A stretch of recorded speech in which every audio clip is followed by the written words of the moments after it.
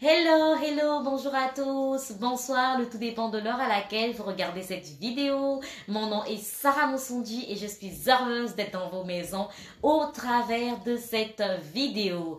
Alors, avant de commencer, avant de rentrer dans le vif de notre sujet et de vous annoncer le thème pour lequel nous allons discuter et parler aujourd'hui, je vais vous demander de vous abonner, de liker et de partager. Partagez au maximum. Celui qui n'est pas informé est déformé. Alors ici, c'est l'information fiable, l'information vraie que nous allons vous donner. Et pour cela, il faut vraiment partager au maximum. Il faut aussi vous abonner et commenter. Si vous êtes nouveau, nouvelle sur ma chaîne Sarah Moussondi, eh ben, je vais juste vous dire que vous êtes les bienvenus dans cette chaîne parce qu'ici, c'est une chaîne d'information. Dans les prochains jours, vous allez avoir beaucoup plus de contenu parce qu'il y aura également des émissions que nous allons commencer à faire et ne vous inquiétez pas, vous serez richement bénis. Alors, aujourd'hui, nous allons parler de l'entrevue. L'entrevue et je vais vous partager un peu mon expérience. Vous savez, quand on fait la demande de visa, je pense que dans les vidéos précédentes, vous allez pouvoir voir, j'ai parlé de visa étudiant, visa travailleur qualifié et autres, visa visiteur. Alors, j'avais dit que j'allais parler aussi de d'autres visas, de d'autres pays, pas seulement du Canada. Pour ceux qui ont déjà fait la demande de visa, vous savez qu'on vous parle souvent d'entrevue, que ce soit pour la France, que ce soit pour le Canada, que ce soit pour les États-Unis. On parle tout souvent d'entrevue, mais pour le Canada, il y a certains pays où ils disent que vous n'avez pas besoin de faire l'entrevue. On demande les examens médicaux, mais il y a certains pays aussi qui sont exemptés de cette procédure-là. Donc, pour l'entrevue, alors, je parlerai plus précisément des États-Unis aujourd'hui. Lorsque vous avez monté votre dossier, vous avez monté vos documents, toutes les pièces que vous donnez dans votre demande, n'oubliez pas que le jour de votre entrevue à l'ambassade des États-Unis, il faut apporter toutes ces pièces-là. Quand je parle de toutes ces pièces, vous aurez toutes les pièces, les originaux dans votre classeur. Par exemple, parce que comment ça se passe? Les portables, les téléphones portables, les sacs à main ne sont pas acceptés ou les cartables ne sont pas acceptés dans l'enceinte de l'ambassade des États-Unis. Donc, quand vous partez, il faut vraiment acheter un classeur vraiment simple, petit, transparent. Il n'y a pas des choses qui peuvent empêcher à ce qu'on accepte ce classeur-là. Vous allez juste mettre vos documents et votre passeport également. Tous vos documents seront à l'intérieur. Et un conseil que je vais donner, quand je dis que je vais vous parler de mon expérience, moi, avant de venir m'installer au Canada, on était partis aux États-Unis, moi et mon mari.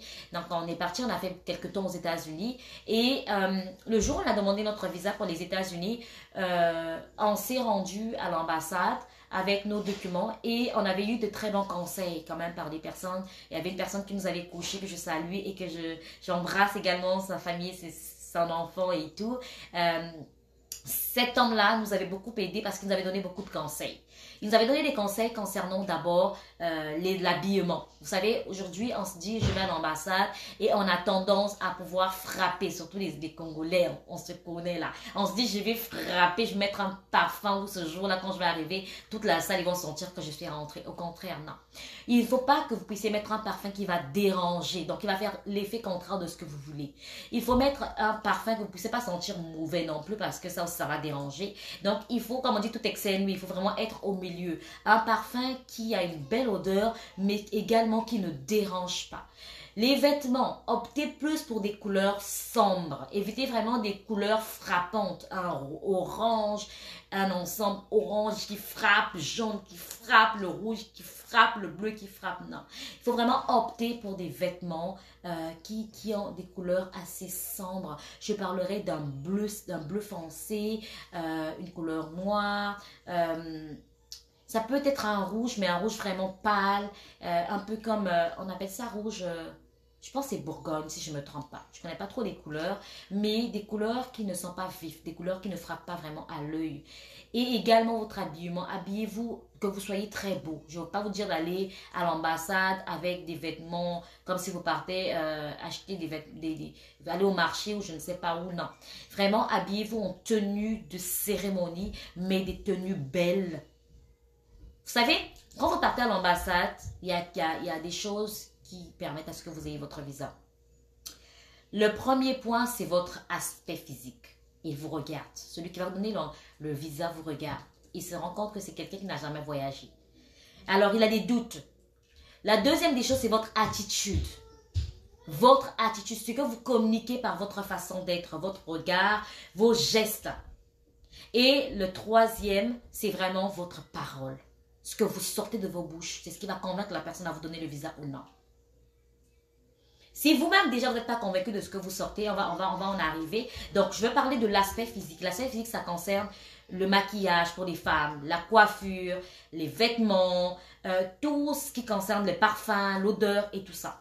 Quand vous partez à l'ambassade, évitez des coiffures comme ça. Quand je parle de éviter, parce que ces coiffures-là cachent vraiment votre visage. L'idéal, c'est vraiment d'avoir une coiffure qui montre tous les traits de votre visage. Comprenez? Parce qu'ils veulent vraiment s'assurer que c'est la même personne. Donc, vos oreilles et tout, c'est comme quelqu'un qui prend une photo pour le passeport. On demande généralement que tous les traits soient visibles. Alors, des coiffures aussi, évitez des coiffures qui montent, qui cachent, je ne sais pas comment on dit, des extravagantes, non.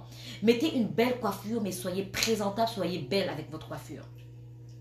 La tenue également. Mettez une tenue très belle. Moi, quand on était parti avec mon mari, on était tous les deux en tailleur.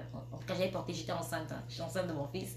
Dieu merci, le monde ne se faisait pas voir. Mais on était en tailleur. J'avais porté 3 pièces. J'avais porté une veste, un pantalon avec une chemise. Et j'avais mis le moins possible j'avais mis des boucles d'oreilles. J'avais mis un collier vraiment qui était vraiment très discret. J'étais bien habillée, mon mari également était habillé en costume, il était bien habillé, on avait mis un parfum vraiment qui n'avait pas une odeur très forte mais une bonne et belle odeur. Quand nous sommes arrivés, vous savez, il y avait des gens, j'ai vu des personnes qui sont venues avec 3 passeports, 4 passeports, ce sont des personnes qui voyageaient vraiment, il y a une dame qui est habillée tout en orange et tout, mais qui se sont fait refuser le visa. Ils sont sortis, il y a eu au moins 3 personnes devant nous qui avaient eu un refus. Et nous, tu vois, quand 2, 3 personnes ont déjà eu le refus, ça met automatiquement la peur de votre cœur. Vous dites, est-ce que nous, là, on va passer? Mais on n'était pas, on nous a donné le visa. Ça, c'était l'aspect physique qu'on avait vraiment préparé. Et les documents. Quand j'ai parlé de votre expression, je parlais d'abord de ça avant de passer au document. Votre expression, c'est que quand vous parlez avec la personne, vous savez, quand quelqu'un ment, parfois on dit, quand je vois tes yeux, je sens que tu mens. La personne n'est pas convaincue. C'est la même chose parce que la personne, il faut convaincre la personne que ce que vous dites, c'est vraiment vrai. Que vous le pensez et que c'est vraiment une réalité. Donc, il va également regarder votre attitude et la manière dont vous vous comportez.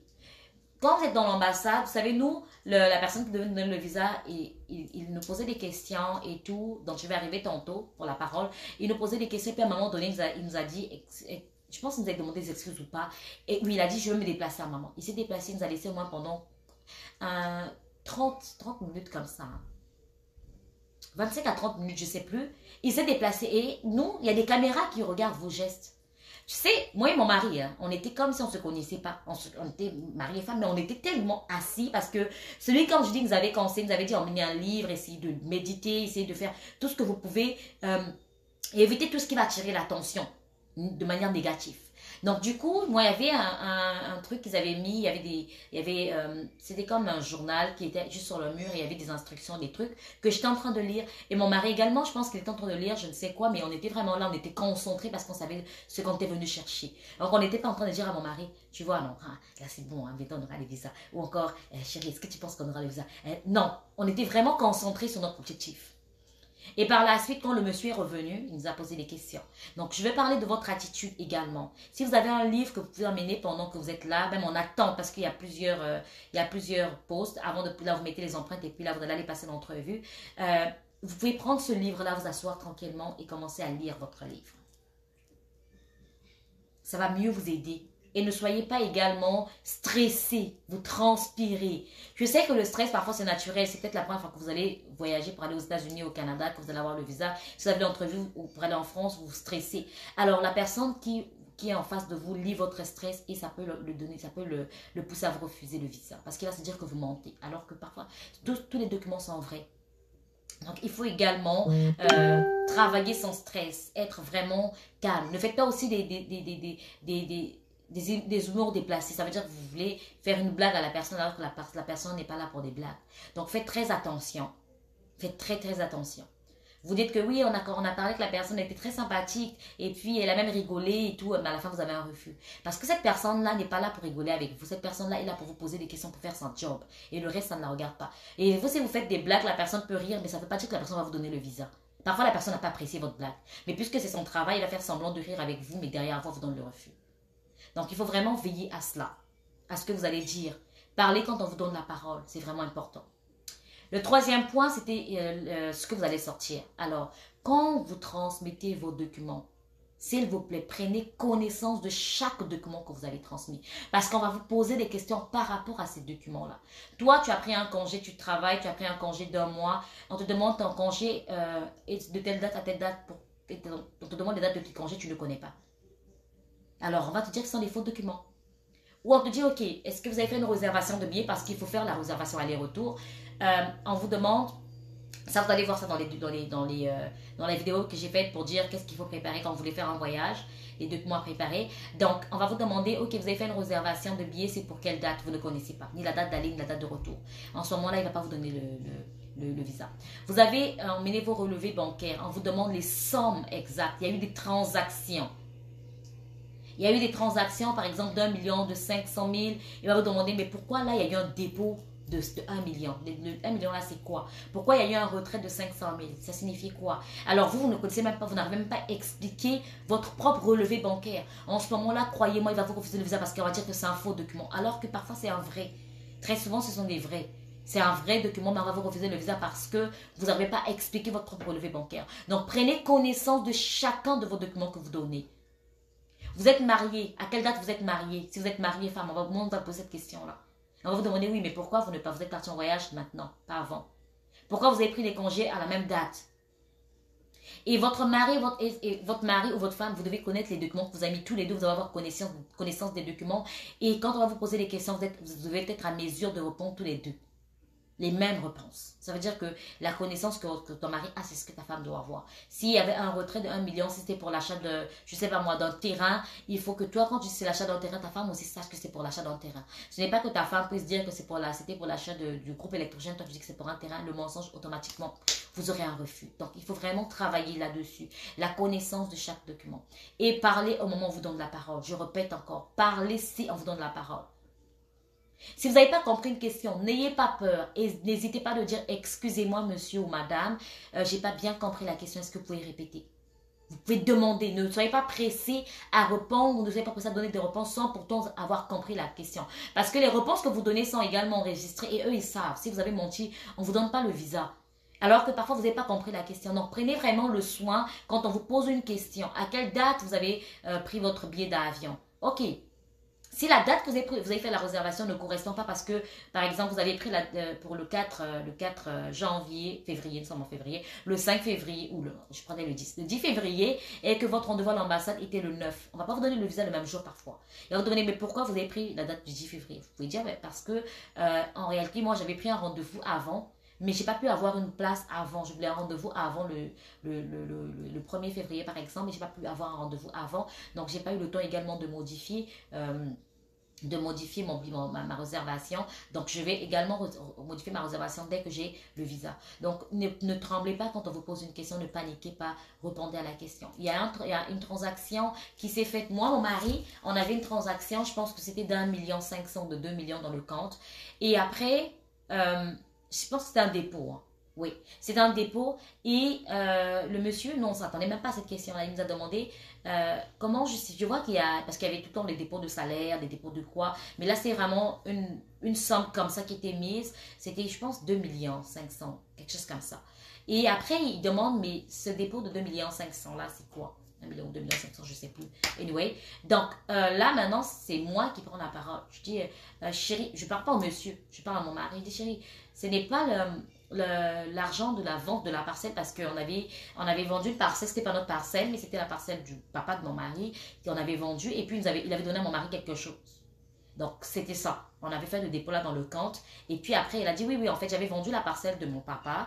Et puis, il m'a donné quelque chose. C'est un de ses papas, c'est le grand frère de son père. Donc, il m'avait donné quelque chose. Et puis, c'est ce qu'on avait mis dans le compte. Vous voyez? Donc, c'est ça qui a justifié, en fait, notre relevé bancaire. Et ils ont demandé la date de mariage. Ils ont demandé pourquoi nous ne sommes pas je pense que, je sais pas quelle question vous avez posée.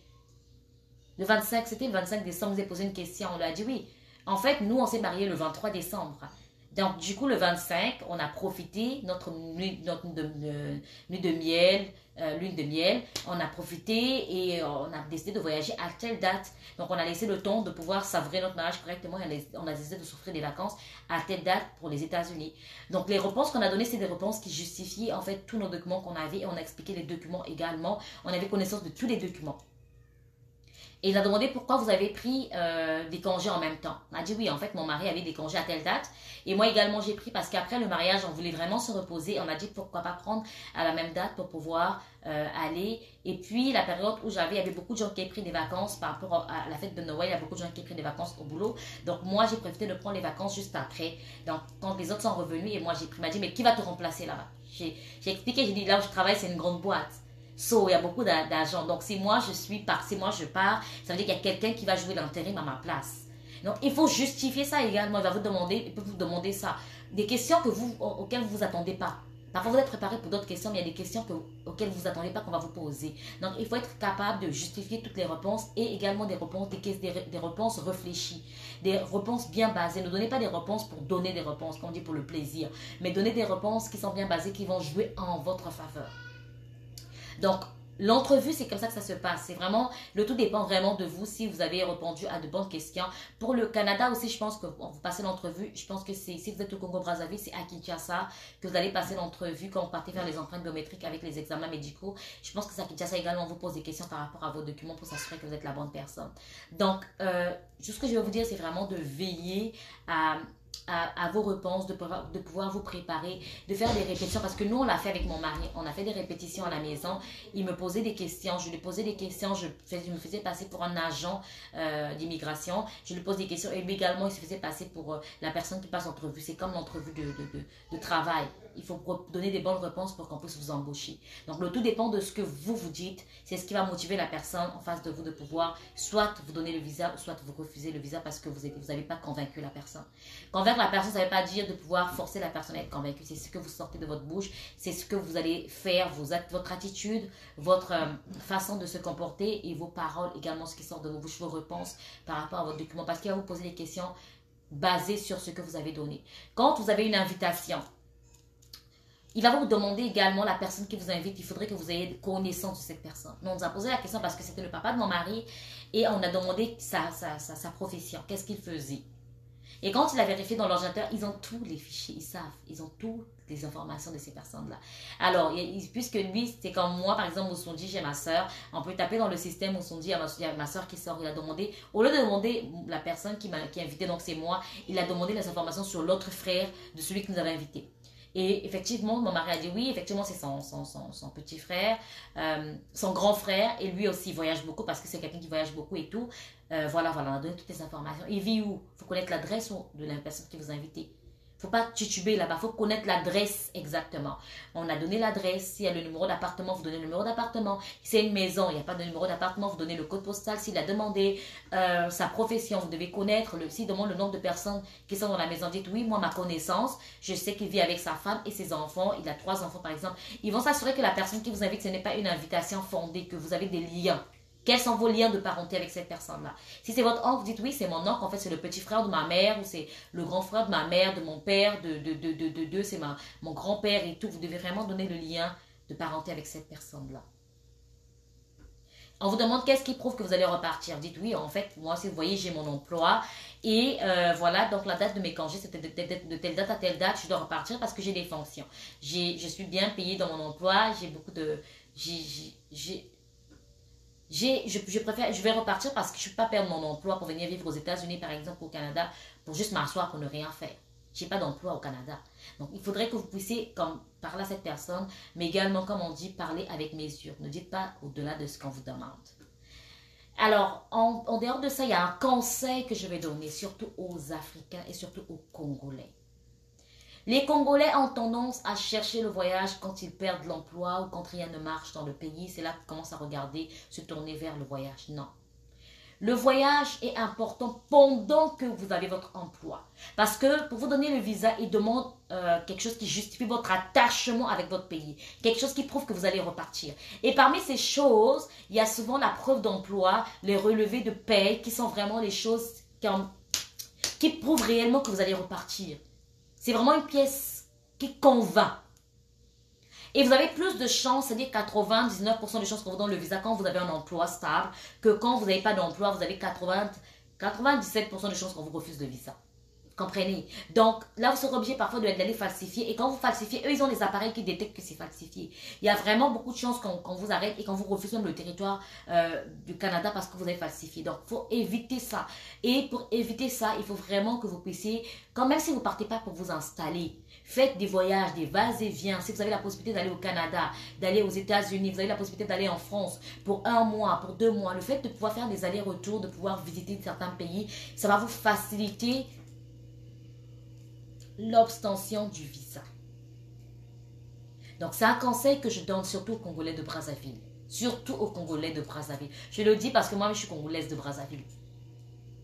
J'étais, non, je suis. Donc, il faut vraiment que vous puissiez penser à ça pendant que vous avez un emploi. Essayez de sortir, essayez de revenir, essayez de sortir, essayez que votre passeport ne soit pas vide. Il y a même des Congolais qui travaillent qui n'ont pas de passeport. On ne fait pas le passeport quand on commence à voyager. Il faut l'avoir et il faut le remplir, pas pour le garder dans un tiroir. Il y a d'autres qui disent oui, mais moi j'ai pas les moyens d'aller en France, que le billet coûte cher. Vous pouvez voyager, aller au Cabinda juste à côté, aller à Luanda, aller au Sénégal, aller en Côte d'Ivoire, aller au Togo, aller au Ghana, aller comment on appelle ça même, au Gabon. C'est-à-dire que vous puissiez sortir, que votre passeport ne soit utilisé. Pas que votre passeport soit vide. Parce que quand votre passeport est vide, quand tu donnes ça à l'ambassade, il y a beaucoup de doutes en fait. Ils regardent, c'est une personne qui n'a jamais voyagé. C'est sûr que cette personne va aller pour rester. Elle ne va pas repartir. Pourquoi je lui donne le visa? Et juste ça va faire à ce qu'on refuse le visa. Donc c'est un conseil que je donne vraiment aux Congolais. Commencez à utiliser les passeports. Commencez à bouger. Ne restez pas sur place. Commencez, surtout si tu as un emploi. Fais sortir ta femme, fais sortir tes enfants. Les vacances, vous pouvez aller en Afrique du Sud. Vous pouvez aller juste au Sénégal. Vous pouvez aller juste, même les pays africains juste à côté. Utilisez votre passeport. Au Cameroun, allez à côté, passez, je sais pas moi, 2 semaines, vous revenez, vous partez, vous revenez, vous faites des vas-et-viens. Vous voyez, vous utilisez votre passeport, il y a des cachets quand même d'entrée et de sortie. Ça facilite parce que mon mari, on pose des questions, on demande, ok, on a votre passeport et tout. Vous étiez par exemple au Cabinda, vous étiez à Luanda, vous allez faire quoi au Cabinda? Vous allez faire quoi au Sénégal? Vous allez faire quoi au Cameroun? Vous allez faire quoi en Afrique du Sud? Vous allez faire quoi en Côte d'Ivoire? Vous devez justifier également, dites non, en fait, on était parti pour changer d'air en famille. Nous, généralement, chaque vacances, on décide un peu d'aller dans un autre endroit, dans un autre pays, pour pouvoir changer d'air. Ça nous permet de pouvoir souffler un peu, pour essayer un peu de sortir de la routine. Donc ça justifie que c'est quelqu'un qui a l'habitude de le faire et facilement il peut vous donner le visa. Donc ça, c'est un conseil que je donne. Et donc, si vous faites cela et que votre attitude, vos paroles sont justes, vous allez voir qu'on va vous donner le visa. Donc, n'oubliez pas, je voulais juste donner ces conseils-là. Et ce conseil-là, c'est pour chaque pays. Le stress peut faire que vous puissiez manquer votre visa. La peur de manquer le visa peut également vous faire manquer le visa. Il ne faudrait pas aussi être trop sûr de vous. Le fait aussi d'être trop sûr de vous peut faire à ce que vous puissiez manquer également le visa. Donc, il faut être au milieu. On dit tout exténué, soyez vraiment juste au milieu. N'ayez pas peur, ne stressez pas. Également, ne soyez pas trop confiant.